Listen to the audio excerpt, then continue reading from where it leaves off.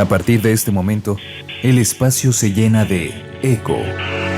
Respira, habla, escucha, mira, crea, actúa, piensa, vive, vive eco.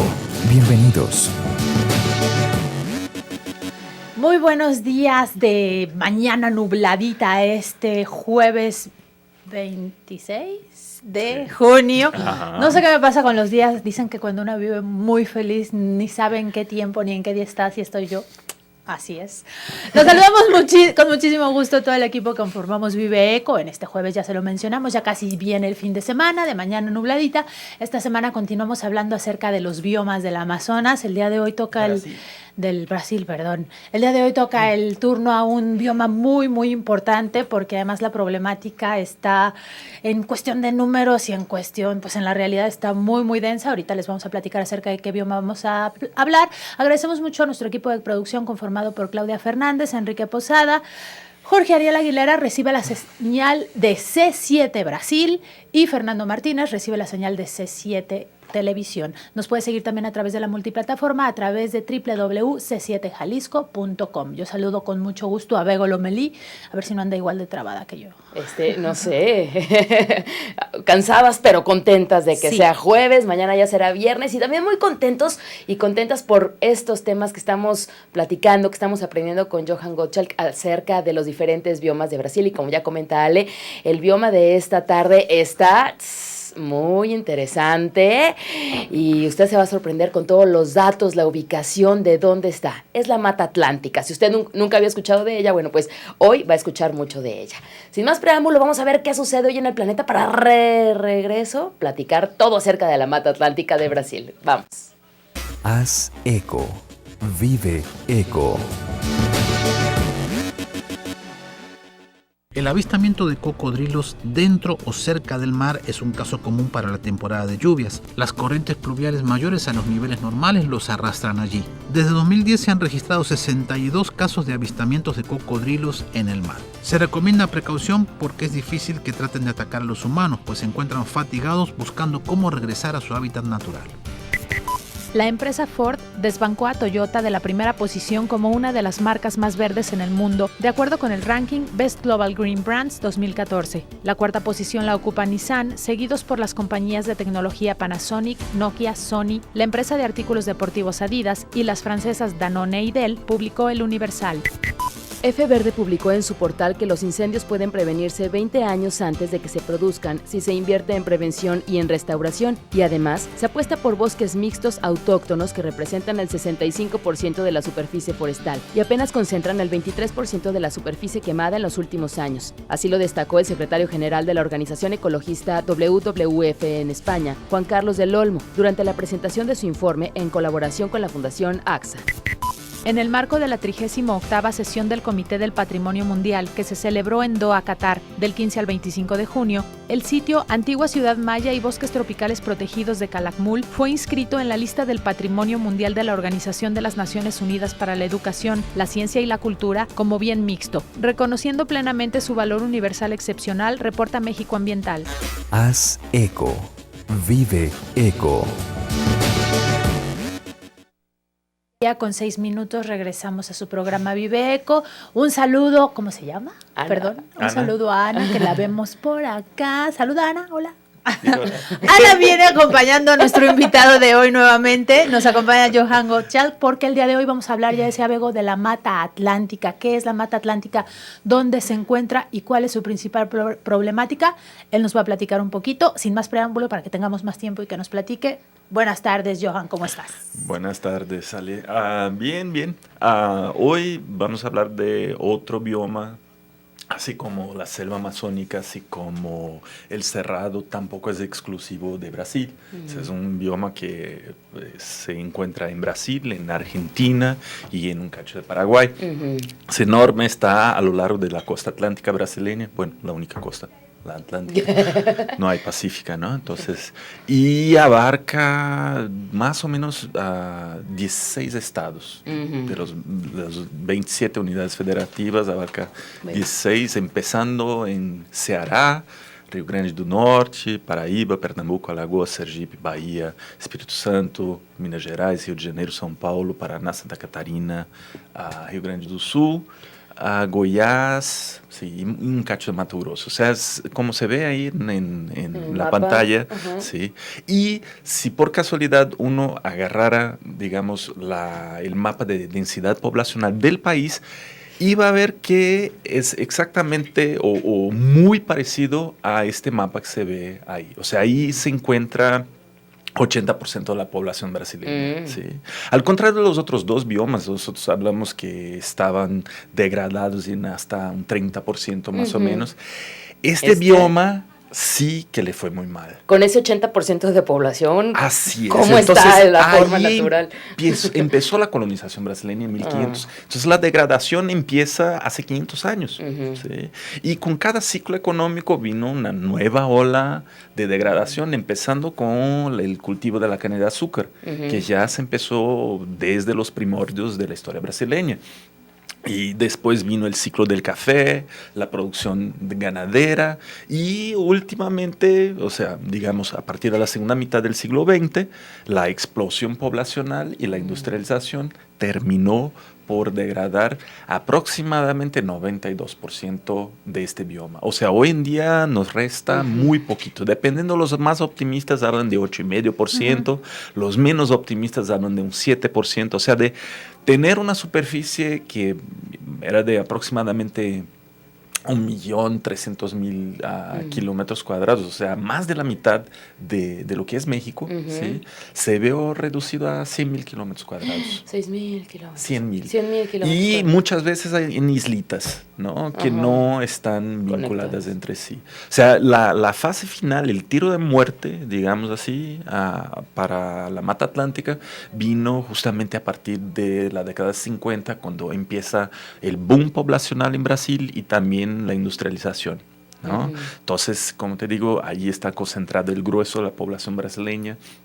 80% vive ahí, están los principales estados del país, las principales ciudades, ahí vas a encontrar las principales también capitales donde están los juegos ahorita. Eso te iba a decir, por eso, ahorita que nombraste los estados, o sea, pues la Fortaleza, mayoría son... Natal, Pernambuco, o sea, Recife, hoy hay juego creo que en Recife. Los mexicanos que están ahí varados en Recife. Aparte, creo que...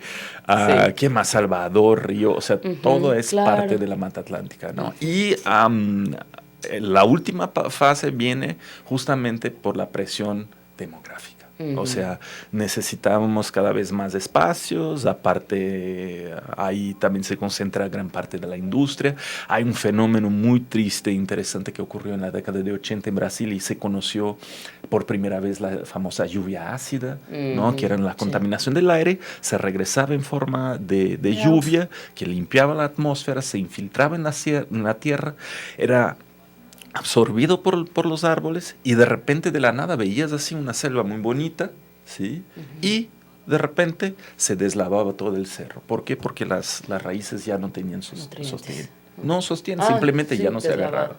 ¿Sí? Y tuvimos, de hecho, hace como unos 2-3 años, una catástrofe muy cerca de Río, en Niterói, donde todo un cerro se vino abajo justamente por la invasión del ser humano a áreas que deberían de estar exclusivamente dedicadas a lo que es la Mata Atlántica, ¿no? Claro. Entonces, tenemos una presión muy fuerte tanto por parte de las ciudades como por la búsqueda por más áreas, eso de que de repente, el brasileño es súper fan de las playas, ¿no? Entonces, vamos a ocupar estas costas que son muy bonitas y nuevos desarrollos, etcétera.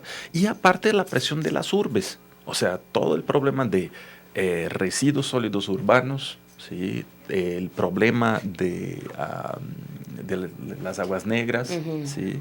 Y eso termina por hasta minar la capacidad de este bioma de soportar vida.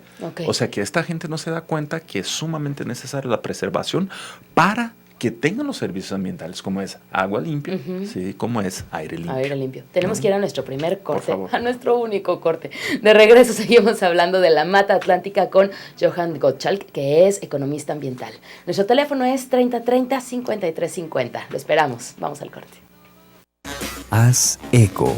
Vive Eco. Ahí está. Continuamos en Vive Eco hablando acerca de la Mata Atlántica, otro de los biomas de Brasil que hemos estado tratando esta semana. Nos acompaña Johan Gottschalk y antes de irnos al corte estamos hablando un poquito de las problemáticas que existen en este bioma. Johan, ¿cuál es el principal atractivo de este lugar o por qué la gente dice, aparte de la playa me imagino, por qué se está tan llena y queda tan poco del bioma original? Del bioma original, o sea, principalmente por la expansión de los cultivos. O sea, en primer lugar, la caña de azúcar. O sea, por ejemplo, en el noreste, ¿sí? En el noreste tú tienes una especie de planicie que va por unos, cuando mucho, 100 kilómetros desde la costa, y después empieza una sierra, ¿no? Y esta sierra llega a unos 900 metros más o menos de altura. Y en este cacho, ¿sí? Llegan las nubes, se pegan con la sierra y ahí llueve mucho. Entonces es el bioma ideal porque hay mucha agua, etc. Pero además es un bioma muy diverso porque va desde el norte de Brasil, ¿sí? Hasta el extremo sur. O sea, estamos hablando de unos 4.000 kilómetros, ¿sí? De diferentes latitudes. Entonces está conformado por diferentes ecosistemas, desde la parte montañosa, con árboles más grandes, etcétera, hasta una vegetación que se asemeja a la vegetación de la playa, ¿no? Llegando hasta los manglares. Hay unos que incluyen los manglares como parte de la Mata Atlántica, otros dicen, no, el manglar es un bioma por sí solo. Pero definitivamente están trabajando en conjunto, ¿no? Entonces tiene una diversidad de animales, frutas, árboles increíble, ¿sí? Eso también lo hace muy atractivo. ¿Qué más? Pues... Los manglares, estos que mencionas, ¿en qué situación están? Híjole, eso ya no me gusta esa expresión. Sí, fíjate que los pobres de los manglares, yo creo que están sufriendo como en todos lados, ¿no? Así también aquí en México. O sea, por un lado está la presión urbanística para tener casas, hoteles en lugares muy padres, así que antiguamente eran manglares y se aterran, no sé, se rellenan con tierra y ahí construyen un super hotel 5 estrellas, un resort y muy bonito, etcétera. Pero que cuando llega un huracán, ¡ay, se cayó! ¿Quién sabe por qué? Exactamente. Porque estaba construido sobre sobre nada. O sea, el manglar tiene muchísimas funciones. El manglar es cuna de los peces. Ahí se reproducen los peces porque hay muchos peces, vienen muchos pájaros. El manglar sirve para filtrar agua, que llega agua cuando invade el mar, ¿sí? Como retiene un poco, ¿no? Sirve para... como una especie de planta de tratamiento de aguas residuales, también limpia el agua y de cierta manera impide procesos de erosión. ¿Sí? ¿Por qué? Porque está justamente en este cacho que ni es agua ni es tierra firme, ¿no? Entonces, normalmente ahorita tenemos una gran presión por parte de los desarrollos inmobiliarios, ¿no? Que quieren, obviamente todos quieren tener su casa en la playa y ahí pues el turismo también ejerce una fuerte presión. Playas que antes eran inaccesibles, ahorita ya tienen acceso, carretera, etcétera, para jalar más turistas, principalmente turismo mismo de Brasil. Local, ¿no? Porque Brasil está un poco lejos, entonces normalmente jala más turismo europeo, ¿sí? Y turismo interno, ¿no? Entonces serían más o menos las presiones. En algunas otras regiones del país también está la presión de los cultivos. O sea, como no hay una legislación muy clara sobre cuántos % de la Mata Atlántica se debería de recuperar y preservar, ¿no? O sea, teóricamente en los acuerdos mundiales se hablan de que los biomas deberían de estar preservados en un 20%, o sea que estamos muy abajo. Tendría que haber una política más específica por parte del gobierno para recuperar y lograr llegar otra vez a los 20%, pero no lo hay. ¿Sí? Entonces se queda abierto el espacio para otros usos y ahí entran los cultivos. Los cultivos dejan en parte en ciertas épocas del año el suelo descubierto, ¿sí? Vienen las lluvias, se lleva la tierra termina en los ríos, ¿sí? Y los ríos pierden capacidad por el proceso de asolve o colmatación. Haz de cuenta que los gobiernos de repente están gastando más dinero, ¿sí?, en sacar la tierra del cauce de los ríos que en preservar la mata. A veces es ridículo, ¿no? Porque podrían ahorrarse toda esta lana preservando las matas, llamadas matas ciliares, ¿no? O las matas que están a la orilla de los ríos, justamente para impedir el proceso de erosión y la colmatación o el asolve de los ríos. Sí, entonces, sí, pero está grueso. Para los que conocen a la película de Río con la guacamayas azul, por ejemplo, pues ese es su hábitat, lo que ven ahí en la película de Río, ¿sí? La Río 2 no, porque ya se fueron a la selva amazónica, pero la Río 1, bueno, yo soy papá, entonces... Sí, hay que ver, ¿no? Entonces, pero la Río 1 es básicamente la Mata Atlántica, ¿no? Entonces... Ya nos platicabas que hay un SOS Mata Atlántica, que es SOS Mata Atlántica, que se preocupa, pues ahora sí que porque no siga avanzando esto. Pero los pobladores tienen alguna preocupación o se están acostumbrando a vivir así. Fíjate que es algo interesante porque las primeras, digamos, iniciativas para preservación empiezan en los 80s. Realmente ni se sabía hasta los 80s cuánta mata atlántica todavía había. Entonces se empieza a hacer eso de mapear la región, ver cuántos % todavía había y qué políticas se empiezan se deberían desarrollar para preservar. Uno de los problemas principales es que el brasileño promedio, así como el mexicano promedio, tiene otras preocupaciones. O sea, su preocupación principal es mantener o lograr cierto nivel de vida, suplir sus necesidades básicas. O sea, al contrario de lo que la gente cree, o sea, fueron 10 años o la década pasada fue una década de mucha prosperidad, pero apenas estamos llegando al nivel de México en términos generales, en términos de un PIB per cápita, ¿no? Entonces, la gente tiene otras preocupaciones y el medio ambiente, sí, en ciertas clases, grupos socioeconómicos, sí es interesante, pero para la mayoría de la gente, pues, no. Sí, se preocupa más por el trabajo, por comer, por cómo por sobrevivir. ¿no? Y aparte que el grueso de la población brasileña es urbana, ¿sí? No vive en contacto con la selva. O sea, hasta la década de 50 no, vivían en el campo, ¿sí? Pero el grueso hoy en día vive en la urbe y su hábitat natural es una selva de cemento. Claro, ¿sí? Claro. Entonces, ¿cómo llegar y decir a esta gente, mira, de que tú estés echando todo tu drenaje, ¿sí? No está bien, pero ¿quién es el culpable? ¿Quién debería de estar limpiando el drenaje? ¿No? Por ejemplo, tenemos un problema serísimo en Río para las Olimpiadas, ya preparando ustedes para las Olimpiadas. ¿Qué pasa? La bahía de Guanabara, que es la gran bahía de Río de Janeiro, sí, va a servir de escenario para las competencias de regata. ¿Sí? Y desafortunadamente toda la mugre, o sea, todo el drenaje llega allí. ¿Y ahí van a competir? Y ahí van a competir. En aguas negras. En aguas negras. Wow. O sea, el miedo de los que ya están entrenando allá es caerse en el agua. Porque te encuentras de todo, ¿no? La basura de la gente más el aguas negras que no son tratadas propiamente terminan ahí. ¿Sí? Entonces, realmente lo que está pasando afecta no solamente la mata atlántica, sino también otros biomas, con los biomas acuáticos que dependen de la existencia de la mata atlántica. Si no existe, ¿sí? Entonces no se retiene y toda esta mugre se pasa directamente al mar. ¿Sí? Entonces afectando y matando, ¿sí? Porque vas a tener zonas completamente muertas. De hecho, también puedes ver eso en el Golfo de México. O sea, tienes zonas del Golfo de México completamente muertas, donde no hay oxígeno y por ende no hay vida. No hay vida. ¿No? Entonces también es un problema que tenemos que enfrentar allá y la correlación que existe entre diferentes biomas, como es el caso de los manglares o otros biomas acuáticos y la necesidad de tener la mata atlántica como método de prevención de desastres ambientales en otros ecosistemas. Claro. Platícanos, ahora que estás hablando de otros biomas acuáticos. Ahí estaba el mapa.